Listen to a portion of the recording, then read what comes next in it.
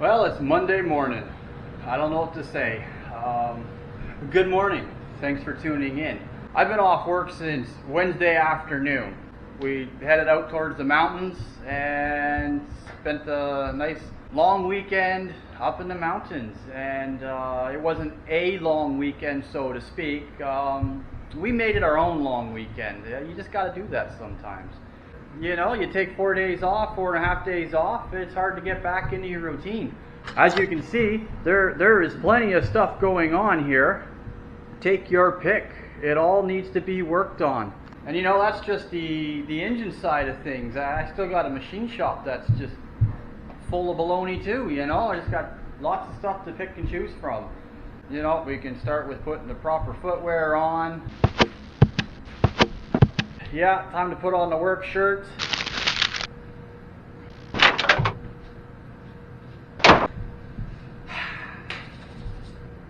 Hi, this is Jay from Whiplash Engine and Machine. I'm returning a call that I missed last week. So now that that's all done with, and I actually have to do something, I think I kind of made up my mind, and it's over there. So what I have here is a collection of work that has been piling up, and there's some neat stuff here.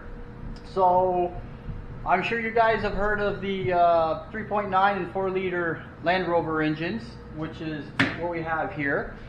You've also heard of the 60s 215 cubic inch Buick engine, and there's also a 215 cubic inch Oldsmobile engine.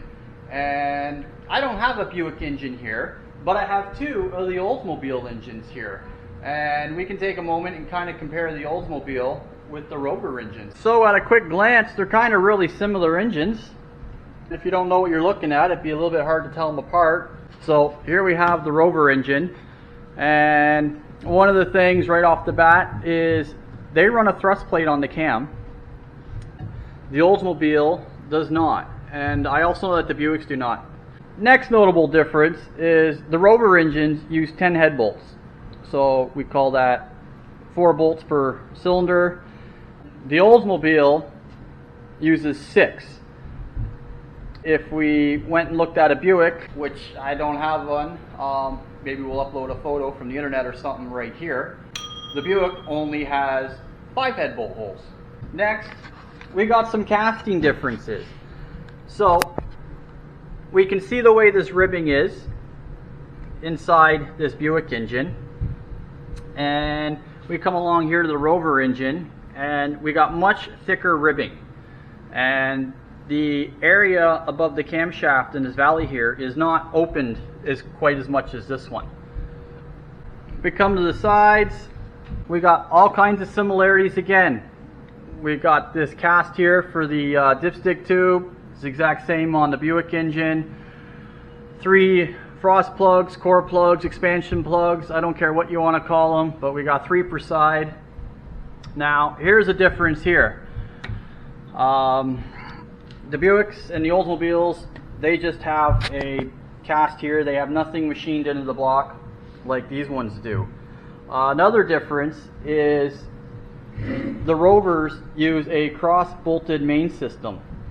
So we got, you know, our 2 main bolts that come down, and then we got bolts that come in the side, where the Buick nor the Oldsmobile have those. We come to the other side, and we have very similar starter locations. The sides, once again, pretty similar. Where this outer head bolt here is, we got a Boss machined on an angle with a threaded hole in there. We come up top, we have a Boss with a threaded hole here. This one does not, and we got some sort of lip that hangs or extends off the front deck, whereas the Rover do not. They're all aluminum blocks. They have cast iron sleeves installed in them. I've worked on quite a few. Actually, to be honest, this is the first 215 Oldsmobile I've ever worked on. I've done a lot of work to the 215 Buicks. Again, I'm no guru. They're pretty similar. So, out of this lot, the pair of Olds, they're here for rebuild. Uh-oh, that don't sound right.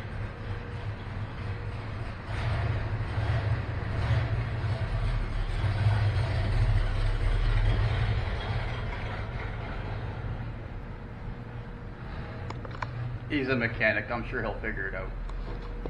So now what the Rover's here for is for sleeves. So these Rovers, they come in, and is all I typically do to them is I just put sleeves in them.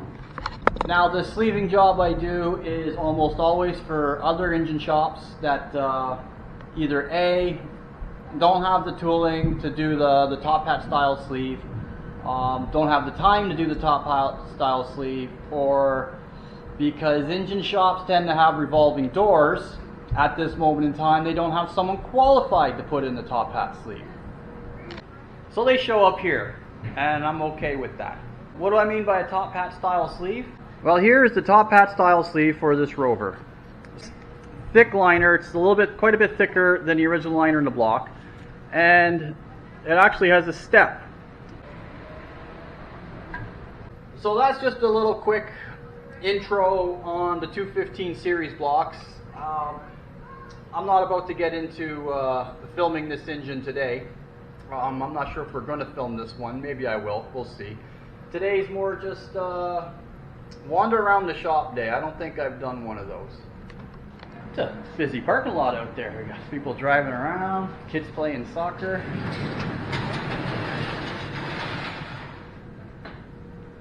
Everyone's having frickin' fun except me. Okay, so here we go. This is what we got going on in the shop today.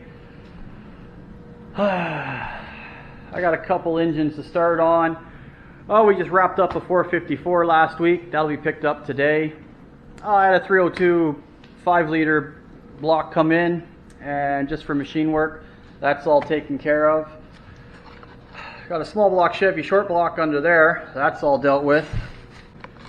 Freshly machined and assembled. Got a whole slew of small block Ford heads to work on. Wow, we got some neat stuff over here. So this is a 390 FE that we're boring and stroking to a 445. So all the machine work's done on the block, and I'll be fitting that together soon. Before I fit that together though, I got this 383 stroker motor here, a little small block Chevy that I'm going to wrap up in the next day or two. Sitting over here under this fancy system of covering up I have, we got a small block Dodge. Just about done this beauty. Small block Ford. This is a 347 cubic inch stroker motor. This is probably my favorite engine in the shop right now. Not so much because of the goodies and the value of it, but because that one's mine. Yes, that's right. I'm my best customer. I never bitch. I don't rush my machinist, and I'm not cheap. That's a lie. I'm actually incredibly cheap. But as you can see, I spent a little bit of money on this one. Maybe we'll do some footage on this. This goes in an 86 box body. It's a T-top hatchback. It's kind of a nice car. It's not a mint or beautiful car. The closer you get to it, the more imperfections you're going to see. So just stay away. It'll look great. And yeah, it's been sitting around for a while waiting for me to get on it. But enough with that. That one don't pay.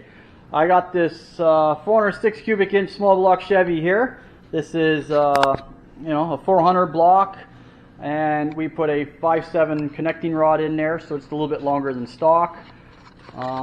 This also gets a set of aluminum heads. It's got a hydraulic roller cam. Actually, everything in here right now has a hydraulic roller retrofitted into it, and except that Dodge guy.